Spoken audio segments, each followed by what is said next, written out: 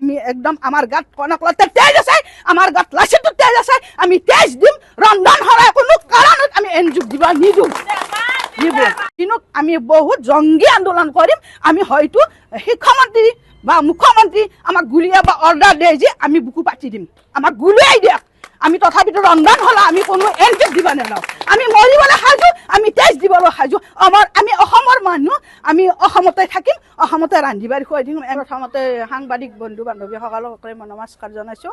সদৌ অসম মধ্যাহ্ন ভোজন কৰ্মচাৰী ইউনিয়ন আজি সমগ্ৰ অসমতে জংগী উঠিছে আৰু সমগ্ৰ অসমতে নিজা যি শিক্ষাখণ্ড ব্লকত প্ৰত্যেক জিলাই জিলাই এই শিক্ষাখণ্ডই আমাৰ আজি আন্দোলন কাৰ্যসূচী চলি আছে আৰু প্ৰত্যেক দিনে চলি আহিব। আমি মাজতে স্থগিত ৰাখিছিলোঁ কাৰণ মুখ্যমন্ত্ৰী মহোদয় কৈছিলে যে অক্টোবৰৰ 1 তাৰিখে আমাক আশা কৰ্মীক, অংগনবাদীক, ৰন্ধন কৰ্মীক দৰমহা বৃদ্ধি কৰাৰ কথা। সেয়ে আমি এই মাজতে কেইমাহমান আমি স্থগিত ৰাখিলোঁ। এতিয়া যি 7 তাৰিখে মুখ্যমন্ত্ৰী মহোদয় যিটো পদক্ষেপ হাতত ল'লে, এনজিঅ'ৰ তাৰমানে 25 কোটি টকাৰে যি এনজিঅ'ৰ তাৰমানে ঘৰ বনাব উদ্বোধনী কৰি আহিছে নলবাৰীত 7 তাৰিখে। সেয়ে আমি সকলো সমগ্ৰ অসমৰে ৰান্ধনি জাগি উঠিছোঁ। আমি কোনো কাৰণতে এনজিঅ'ক দিয়া নহ'ব, কোনো কাৰণত এনজিঅ'ক দিবা নিদিওঁ। আমি 2005 চনৰ পৰা ৰন্ধন কৰ্মত জড়িত হৈ আছোঁ। শিশুসকলক আমি ৰান্ধি খুৱাই আছোঁ। সেয়ে আমি ৰাতিতে ৰন্ধা খানাটো কোনো কাৰণতে আমাৰ গৰীব ল'ৰা ছোৱালীক খানাটো দিয়া নহ'ব। আমি নিজে মাতৃসকলে আমাৰ গৰীবৰ দুখীয়া ল'ৰা ছোৱালীক আমি পুষ্টিকৰ খাদ্য বনাই খুৱাম। আমি কোন বহিৰাজ্য এনজিঅ' বা বেচৰকাৰী ঠিকা ভিত্তিত তেখেতে দিবা বিচাৰিছে, আমি কোনো কাৰণতে মানি নলওঁ। আৰু ঠিক আছে, তেখেতে যোৱাকালি কৈছে যে ৰান্ধনিৰ চাকৰি নাযায়, বিলাব লাগিব। আপোনাক মুখ্যমন্ত্ৰী মহোদয়ক আপোনাক সুধিব বিচাৰিছোঁ, আপুনি যিটো জালুকবাৰী সমষ্টিত এনজিঅ'ই খানা দি আছে, সেই বান্ধৱীখিনি ৰন্ধন কৰ্মীখিনিক বিলাব দিছে, সেই ৰন্ধন কৰ্মীখিনিক আপুনি কিমান টকা দৰমহা দি আছে? আমি প্ৰথম 1000 পাইছিলোঁ, সেই বান্ধৱী কেইগৰাকী আজিলৈকে 500 টকাহে মানুহে পায়। এনজিঅ'ই বাকীখিনি পইচা লৈ যায়।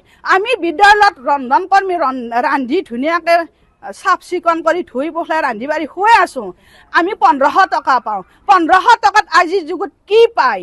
তথাপিতো আমি কৰ্মই ধৰ্ম বুলি কণ কণ ল'ৰা ছোৱালীক ৰান্ধি খুৱাই আছোঁ। আমাক চৰকাৰে নিয়মিত কৰিব লাগে, চৰকাৰে আমাক দৰমহা দিম বুলি কৈছে। এতিয়াও কৈছে, যোৱাকালি কৈছে তেওঁলোকক মাননি দৰমহা দিম। কিমান দিয়ে আপুনি মুখেদি স্পষ্টভাৱে কৈ দিয়ক, আমি আন্দোলনটো স্থগিত ৰাখিম। মাননীয় মুখ্যমন্ত্ৰী, আপুনি আপোনাৰ ঘৰত যে বাইজনী আছে কাম কৰা, আপুনি কিমান টকাৰে দৰমহা ৰাখিছে? আৰু আপুনি যি খাদ্য খাই আছে, কোন বাইদেউ আপোনাক খানাটো বনাই খুৱাই আছে? আপুনি শাক এনজিঅ' দিয়া খানাটো আপুনি শাক আপোনাৰ পৰিয়ালক খুৱাওক। আমাৰ কণ কণ গৰীব ল'ৰা ছোৱালীক আমি সেই খানা কোনো কাৰণতে খাব নিদিওঁ।